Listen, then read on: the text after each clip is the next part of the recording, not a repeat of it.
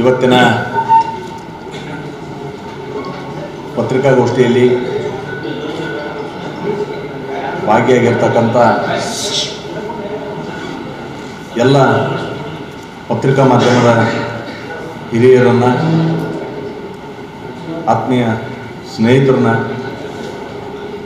ಇವತ್ತಿನ ಈ ಪತ್ರಿಕಾಗೋಷ್ಠಿಗೆ ಮತ್ತೊಮ್ಮೆ ಆತ್ಮೀಯವಾಗಿ ಸ್ವಾಗತವನ್ನು ಬಯಸ್ತಾ, ಇವತ್ತಿನ ಪತ್ರಿಕಾಗೋಷ್ಠಿಯಲ್ಲಿ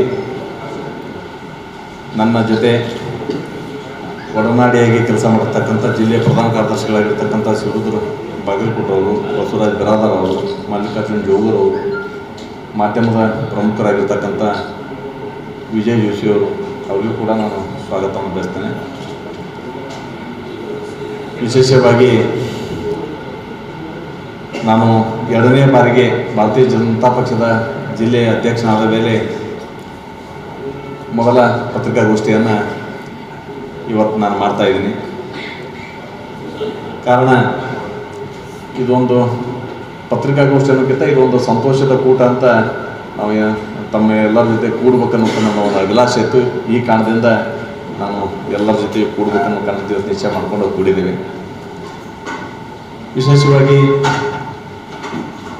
ಕಳೆದ ಅನೇಕ ವರ್ಷಗಳಿಂದ ಭಾರತೀಯ ಜನತಾ ಪಕ್ಷದ ಸಕ್ರಿಯ ಕಾರ್ಯಕರ್ತನಾಗಿ ಜಿಲ್ಲೆ ಒಳಗೆ ಕೆಲಸ ಮಾಡ್ಕೊಂಡು ಬಂದಿದ್ದೀನಿ.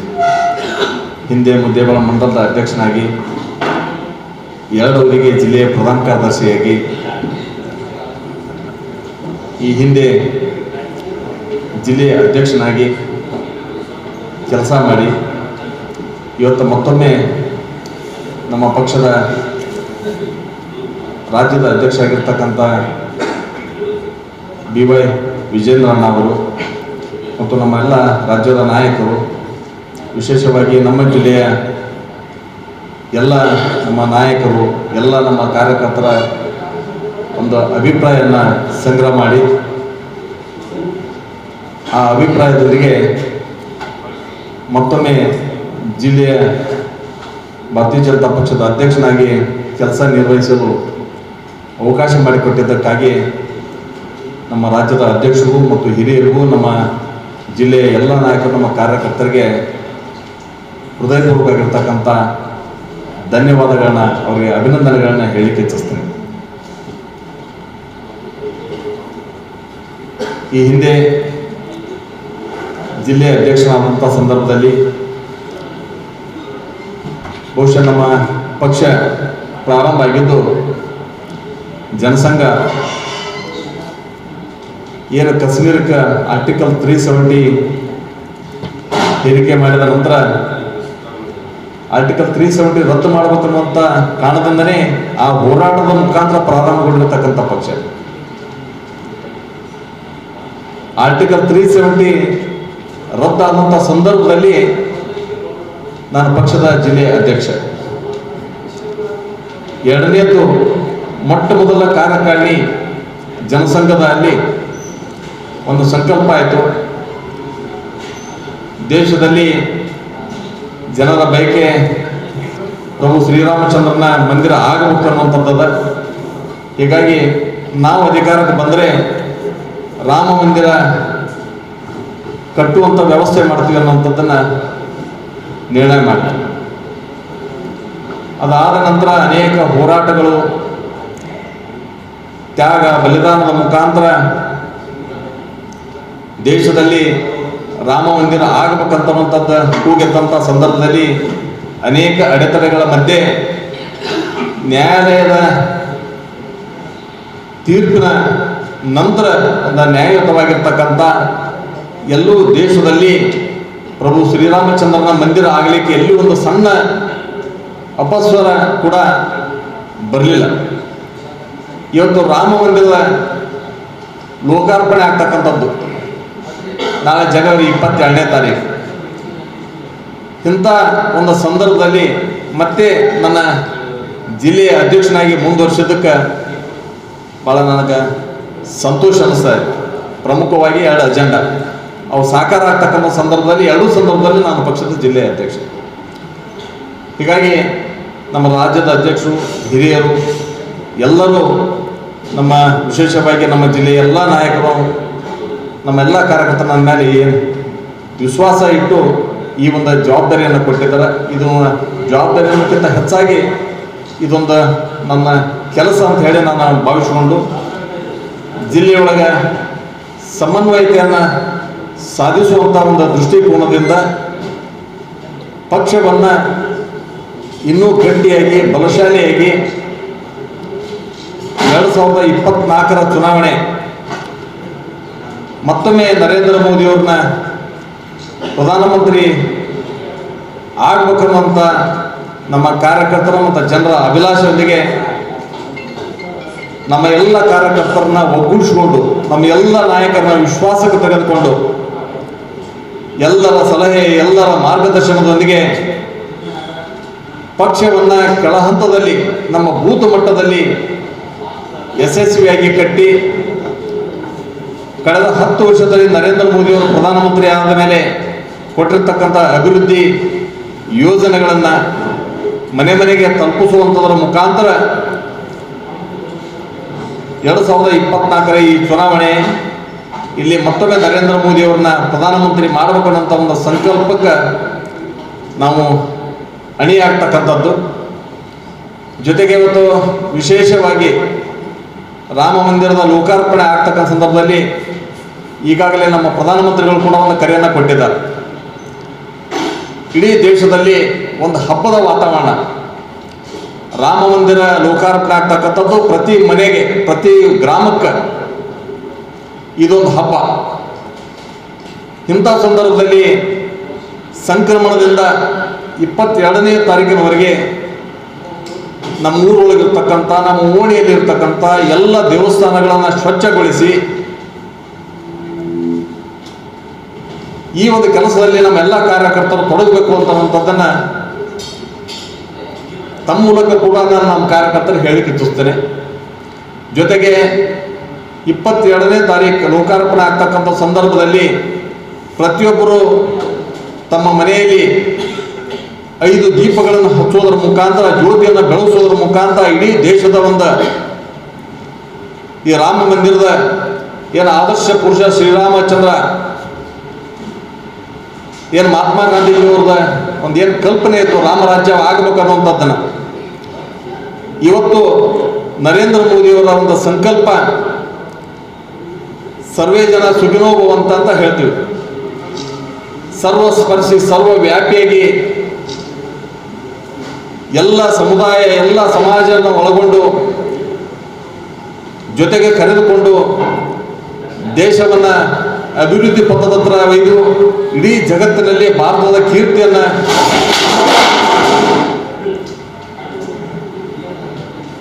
ಹೆಚ್ಚಿಸಿರ್ತಕ್ಕಂಥದ್ದು.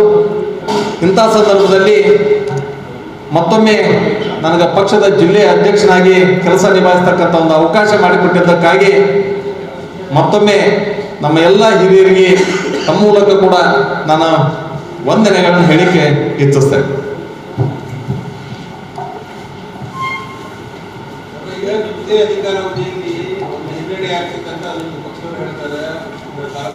ಎಲ್ಲ ನೋಡ್ಕೊಂಡೇ ಬಂದಿದ್ದೀವಿ. ಕೆಲವು ಸಂದರ್ಭದಲ್ಲಿ ಗೆದ್ದಿದ್ದೀವಿ, ಕೆಲವು ಕಳ್ಕೊಂಡಿದ್ವಿ. ಇವತ್ತು ನಾವು ಹಿಂದೆ ಜಿಲ್ಲಾ ಪಂಚಾಯತಿ ಒಳಗೆ ನಾವು ಕಳೆದ ಈ ಅವಧಿಯಿಂದ ಹಿಂದಿನ ಅವಧಿ ಒಳಗೆ ನಾವು ಪಡ್ಕೊಂಡ್ವಿ. ಹೋದ ಅವಧಿ ಒಳಗೆ ನಮಗಾಗಲಿಲ್ಲ. ಅನೇಕ ಇವತ್ತು ರಾಜಕೀಯ ವಿದ್ಯಮಾನಗಳ ಬಗ್ಗೆ ಕೂಡ ತಮಗೆ ಗೊತ್ತದ. ಇಂಥ ಸಂದರ್ಭದಲ್ಲಿ ಕಾರ್ಪೊರೇಷನ್ದಾಗ ಅತಿ ಹೆಚ್ಚು ಸೀಟನ್ನು ಸಂಖ್ಯಾಬಲ 17 ನಮ್ಗೆ ಕೊಟ್ಟರು. ಆದ್ರೆ ನಮಗೆ ಬೇಕಾಗಿರೋದು 21. ನಾವು 21 ಸಂಖ್ಯಾಬಲ ನಮಗೆ ಕೂಡಿತು. 18 ಪ್ಲಸ್ ನಮ್ಗೆ 17 ಆಗಿತ್ತು. ಇಬ್ಬರು ಸಂಸದರು, ಶಾಸಕರು ಕೂಡ 19 ಆಗಿತ್ತು. ಇಬ್ಬರು ಪಕ್ಷೇತರ ಬಂದು ನಮ್ಮ ಜೊತೆ ಕೂಡ್ಕೊಂಡಾಗ 22 ಸಂಖ್ಯೆ ಆಗಿತ್ತು ನಮಗೆ. ಅಂಥ ಸಂದರ್ಭದಲ್ಲಿ ನಾವು ನ್ಯಾಯಾಲಯದೊಳಗೆ ಇದ್ದಂಥ ಸಂದರ್ಭದಲ್ಲಿ ನಮ್ಮದು ಏನು ಕೆಟಗರಿದು ಸಂಬಂಧ ನ್ಯಾಯಾಲಯದಲ್ಲಿತ್ತು ಮೇಯರ್ದು.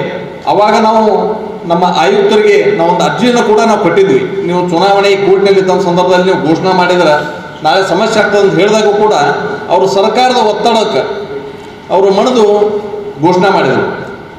ಯಾವಾಗ ನಮ್ಮ ಸಂಖ್ಯಾಬಲ ಹೊಂದಿತ್ತು ನಮ್ದು ಆಗ್ತದೆ ಅಂತಂದಂಥ ಸಂದರ್ಭದಲ್ಲಿ ಅವರು ಕೋರ್ಟಿಗೆ ಮೊರೆ ಹೋಗಿ ತಡೆಯಾಜ್ಞೆ ತೊಗೊಂಡು ಅದು ನಿಲ್ಲಿಸ್ತಕ್ಕಂಥ ಒಂದು ಪ್ರಯತ್ನ ಮಾಡಿದರು. ಅದಾದ ನಂತರ ಚುನಾವಣೆ ಮತ್ತೆ ನ್ಯಾಯಾಲಯದೇನು ಅವರು ಡೈರೆಕ್ಷನ್ ಕೊಟ್ಟು ಅದರ ಮುಖಾಂತರ ಮತ್ತೆ ಅನೌನ್ಸ್ ಆದಂಥ ಸಂದರ್ಭದಲ್ಲಿ ಒಮ್ಮೆ ಕಾಲ ವಿಧಿ ಅಂತಾರಲ್ಲ ಆ ರೀತಿ ಒಳಗೆ ನಮ್ಮ ಒಬ್ಬ ಪಕ್ಷದ ನಮ್ಮ ಸದಸ್ಯನಕ್ಕೆ ನಾವು ಕಳ್ಕೊಂಡ್ವಿ. ಹೀಗಾಗಿ ನಮ್ಮ ಸಂಖ್ಯಾಬಲದ ಒಂದು ಚೂರು ಕೊರತೆ ಆಯ್ತು. ಅದರಿಂದ ನಮಗೆ ಹಿನ್ನಡೆ ಆಗ್ಯದ ಹೊರತು ನಮಗೆ ನಮ್ಮ ಇದ್ದಂಥದ್ದು ನಾವೆಲ್ಲರೂ 18 ಜನ ನಮ್ಗೆ ಒಕ್ಕಟ್ಟಾಗಿತ್ತು. ಯಾರು ನಮಗೆ ಬರ್ಬೇಕಂತ ನೋಡ್ತಾರ ಕೂಡ ನಮ್ಗೆ ಸಂಖ್ಯಾಬಲ ಒಂದು ಚೂರು ಕೊರತೆ ಹಾಕೋದಂಥ ಸಂದರ್ಭದಲ್ಲಿ ಸ್ವಾಭಾವಿಕ ತಮ್ಗೆ ಗೊತ್ತದೆ. ಇಂಥ ಸಂದರ್ಭದಲ್ಲಿ ಪಕ್ಷೇತರು ಕೂಡ ನಮ್ಮ ಬರ್ಲಿಕ್ಕೆ ಒಂದು ಚೂರು ಹಿಂದೇಟು ಹಾಕಿದ್ರು. ಹೀಗಾಗಿ ಸಂಖ್ಯಾಬಲ ಕೊರತೆ ಆಯ್ತು. ಹಾಗಾಗಿ ಮತ್ತೆ ಇವತ್ತು ನಿನ್ನೆ ಆಗಿರ್ಬೋದು, ಮುಂದೆ 100ಕ್ಕೆ 100 ಮತ್ತೆ ನಾವು ಭಾರತೀಯ ಜನತಾ ಪಕ್ಷದ ಮೇಯರ್ನ ಮಾಡ್ಕೋತೀವಿ ಅಂತ ವಿಶ್ವಾಸ. ಸರ್, ಈಗ ಪಕ್ಷದಲ್ಲಿ ಹಿಂದೆ ನೀವು ಅಧ್ಯಕ್ಷ ಆಗಿದ್ದಾಗಲೂ ಆಯಿತು, ಈಗಲೂ ಆಯಿತು, ಎರಡು ಬಣಗಳಿದ್ದಾವೆ. ಒಂದು ಯತ್ನಾಳ ಅವರದ್ದು, ಇನ್ನೊಂದು ಉಳಿದ ಈಗಿನ ಅವಧಿಯಲ್ಲೂ ಆಗಲಿಲ್ಲ. ಈ ಅವಧಿಯಲ್ಲಿ ಏನಾದರೂ ಆ ಪ್ರಯತ್ನ ಮಾಡ್ತೀರಾ? ಅವರು ಒಂದೇ ಇದನ್ನು ಸಂಘಟನೆ ಮಾಡಿ ಪಕ್ಷವನ್ನು ಬಲಪಡಿಸ್ತಾರೆ. ಸರ್, ನಾನು 2ನೇ ಅವಧಿಗೆ ಜಿಲ್ಲಾ ಅಧ್ಯಕ್ಷ ಆಗಿ ಮುಂದುವರಿಲಿಕ್ಕೆ ಕಾರಣ ಬಣ ಅನ್ನುವಂಥದ್ದು ಯಾವುದೂ ಇಲ್ಲ ಅಂತ ಅನ್ನೋದು ಕಾರಣಕ್ಕೆ ನನ್ನನ್ನು ಜಿಲ್ಲಾಧ್ಯಕ್ಷ ಮಾಡಿದ್ದು. ಇದರೊಳಗನ ಒಂದು ನಮ್ಮದು ಏನದಂತ ಅನ್ನೋದ್ರ ಬಗ್ಗೆ ನಮ್ಮೆಲ್ಲ ಹಿರಿಯರು ಗೊತ್ತು ಮಾಡಿಕೊಟ್ಟಿದ್ದಾರೆ. ಪಕ್ಷದ ವಿಷಯಕ್ಕೆ ಬಂದಾಗ ಎಲ್ಲರೂ ಒಂದೇ, ಅಭಿಪ್ರಾಯ ಭೇದಗಳು ಇರ್ಬೋದು ಬೇರೆ. ಪಕ್ಷದ ಕಾರ್ಯಕ್ರಮಗಳಿಗೆ ಪ್ರಮುಖವಾಗಿ ನಿಮ್ಮಲ್ಲಿರ್ತಕ್ಕಂತಹ ಸ್ಥಾನಿಕ ಶಾಸಕರುಗಳಾಗಲಿ ಅಥವಾ MLCಗಳಾಗಲಿ ಒಬ್ಬರು ಬೇರೆ ಬೇರೆ ವಿವಾದಾತ್ಮಕ ಹೇಳಿಕೆಗಳನ್ನು ಕೊಡ್ತಾರೆ. ಆದರೆ ನೀವು ಅದನ್ನು ಯಾವ ರೀತಿ ಶಮನ ಮಾಡ್ತೀರಿ, ಅದನ್ನು ಯಾವ ರೀತಿ ವಿಶ್ವಾಸಕ್ಕೆ ತೆಗೆದುಕೊಳ್ತೀರಿ? ನಾ ಹೇಳಿದ್ರೆ ಸರ್, ಪಕ್ಷದ ವಿಷಯಕ್ಕೆ ಬಂದಾಗ ಎಲ್ಲರೂ ಒಂದೇ, ಪಕ್ಷದ ವಿಷಯಕ್ಕೆ ಬಂದಾಗ ಎಲ್ಲರೂ ಒಂದೇ ಮಾತಾಡ್ತಾರೆ, ಪಕ್ಷದ ಬಗ್ಗೆ ಎಲ್ಲರೂ ಒಳ್ಳೆಯದೇ ಮಾತಾಡ್ತಾರೆ. ಅಭಿಪ್ರಾಯ ಭೇದ ಅಂತ ಅನ್ನೋದ್ರ ಬಗ್ಗೆ ಇರ್ತದೆ, ಅದನ್ನು ಎಲ್ಲೆಲ್ಲೋ ಕಡೆ ಮಾತಾಡ್ತಾರೆ, ಅದನ್ನು ಕೂಡ ಸರಿ ಮಾಡ್ತಕ್ಕಂಥ ಒಂದು ಪ್ರಯತ್ನ ಇರ್ತದೆ. ಏನು ಸರ್, ಅದು ನಿಮ್ಮ ಅಭಿಪ್ರಾಯ, ನಾನು ಯೋಗ್ಯ ಇಲ್ಲ ಅಂತ.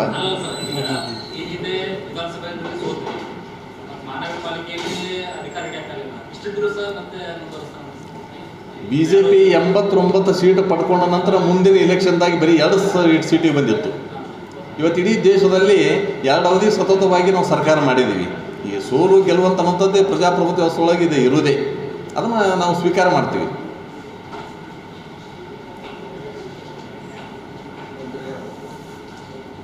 ನಮ್ದು ಒಂದೇ ಬಣ, BJP ಬಣ, ಕಮಲದ ಚಿತ್ರದ ಬಣ. ಆ ನಿಟ್ಟಿನೊಳಗೆ ವಿಶ್ವಾಸ ಇರಿಸಿ ನನಗೆ ಪುನರ ಜವಾಬ್ದಾರಿಯನ್ನು ಕೊಟ್ಟಾರ. ಅದನ್ನು ಅತ್ಯಂತ ಪ್ರಾಮಾಣಿಕತೆಯಿಂದ ಸಮನ್ವಯತೆಯಿಂದ ನಾನು ಪಕ್ಷವನ್ನು ಮುನ್ನೋಡಿಸ್ಕೊಂಡು ಹೋಗ್ತೀನಿ ಅನ್ನೋಂಥ ಮಾತನ್ನು ತಮ್ಮ ಮೂಲಕ ಹೇಳಿ ಇಚ್ಛಿಸ್ತೇನೆ. ಕಾರ್ಯಕ್ರಮದ ಜಿಲ್ಲಾದೊಂದು ಕಾರ್ಯಕ್ರಮ ಇರುತ್ತೆ BJP ಸಾಕಷ್ಟು ಕಾರ್ಯಕ್ರಮಗಳಲ್ಲಿ, ಇವರು ಬರಲಿಲ್ಲ ಅಂದ್ರೆ ಅವ್ರು ಬರಲ್ಲ, ಅವ್ರು ಬರಲಿಲ್ಲ, ಇದು ಬಣ ಇಲ್ಲದೆ ಇನ್ನೇನು? ಎಲ್ಲ ರಾಜಕೀಯ ಪಕ್ಷದೊಳಗೂ ಒಂಚೂರು ಇರುವುದ ರೀ.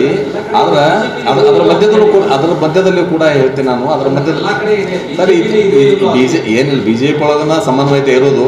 ನೀವು ಮೊನ್ನೆ ತಾನೇ ನಮ್ಮ ಪಕ್ಷದ ಕಾರ್ಯಾಲಯದೊಳಗೆ ನೋಡಿದ್ರಿ, ಸಂಸದರು ನಮ್ಮ ಶಾಸಕರು ಇಬ್ಬರು ಇದ್ರು. ಎಡಗಡೆ ಸಂಸದರಿದ್ದು, ಬಲಗಡೆ ಶಾಸಕರಿದ್ರು, ಒಟ್ಟಿಗೆ ಕೂಡಿ ಕಾರ್ಯಕ್ರಮ ಮಾಡಿವಲ್ಲ ಸರ್.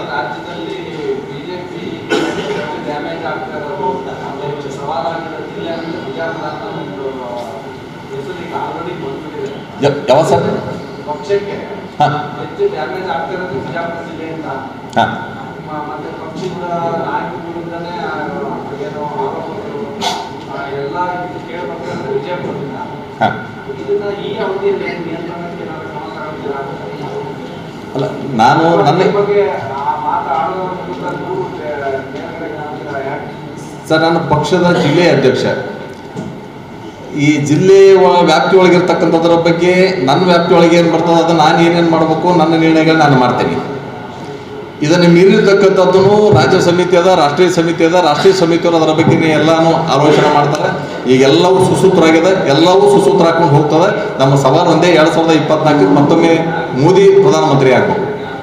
ಈಗ ಉಚ್ಚಾಟನೆ ಮಾಡುವಂತಹ ಕಳೆದ ಬಾರಿ ಮಾಜಿ ಮಹಾನಗರ ಪಾಲಿಕೆ ಸದಸ್ಯರುಗಳಿಗೆ ಮತ್ತೇನಾದ್ರೂ ಈ ಬಾರಿ ನೀವು ಮತ್ತೆ ಎರಡನೇ ಬಾರಿ ಆಗಿದ್ರಿಂದ ಏನಾದರೂ ಆ ಶಮನವನ್ನು ಸೂಚನೆ ಮಾಡ್ತಾರೆ?